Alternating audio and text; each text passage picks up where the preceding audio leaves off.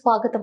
ఏలూరు జిల్లా నూజివీడు నియోజకవర్గంలో Telugu Desam party senior నాయకులు మాజీ ఏఎంసీ చైర్మన్ కాపా శ్రీనివాసరావు తనపై గత 10 రోజులుగా సోషల్ మీడియాలో ఫేస్బుక్ వేదికగా తప్పుడు పోస్టులు పెట్టి అనుమానపరుస్తున్నారని, ఆయన అధిష్టానం కూడా ఏం పట్టించుకోవడం లేదని, గత 35-40 సంవత్సరాల నుండి రాజకీయాల్లో ఉన్నారని, నూజివీడు బీసీలకు కేటాయిస్తున్న కోట్ల రూపాయలు ఖర్చు చేసి గెలుపుకు కృషి చేస్తున్నారని, కాబట్టి నూజివీడు నియోజకవర్గంలో 23వ సర్పంచ్, 10 ఎంపీటీసీలు, 7 కౌన్సిలర్లు గెలిపించాలని నూజివీడు పార్థసారథికి కేటాయించారని, ఒకవేళ ఆయన ఓడిపోతే తాను సపోర్ట్ చేయలేదని, అపవాదు తనకు వద్దని, కాబట్టి రాజకీయాలు మానేస్తున్నారని మీడియా సమావేశంలో ప్రకటించారు.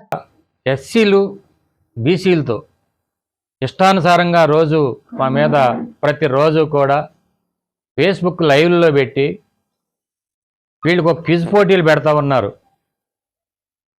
ఇంత అవమానకరంగా చేస్తూ ఉన్నా కానీ పార్టీ పట్టించుకునే పరిస్థితి లేదు. వీటన్నిటికీ ఈరోజు ఏదైతే నారా చంద్రబాబు నాయుడు గారు మరి అన్ని కులాలకి సమప్రాధాన్యత ఇవ్వాలని నూజివీడు నియోజకవర్గంలో బీసీ అభ్యర్థికి గత 2 సార్లు సీట్ ఇచ్చారు. మళ్ళీ ఇప్పుడు పార్థసారథి గారి సీట్ అనేది వింటూ ఉన్నాం.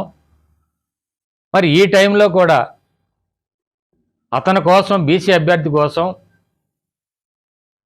కోట్ల రూపాయలు అతని గెలుపు కోసం ఖర్చు పెట్టాం. స్థానిక సంస్థల ఎన్నికల్లో పార్టీ జెండా ఇవ్వకపోయినా మరి నూజివీడు నియోజకవర్గంలో 23 సర్పంచులు, 8 మంది, 10 మంది ఎంపీటీసీలు, 7 కౌన్సిలర్లు గెలిచారంటే వాళ్ళు విజయానికి రేత్రిపగలు కష్టపడ్డాం. కానీ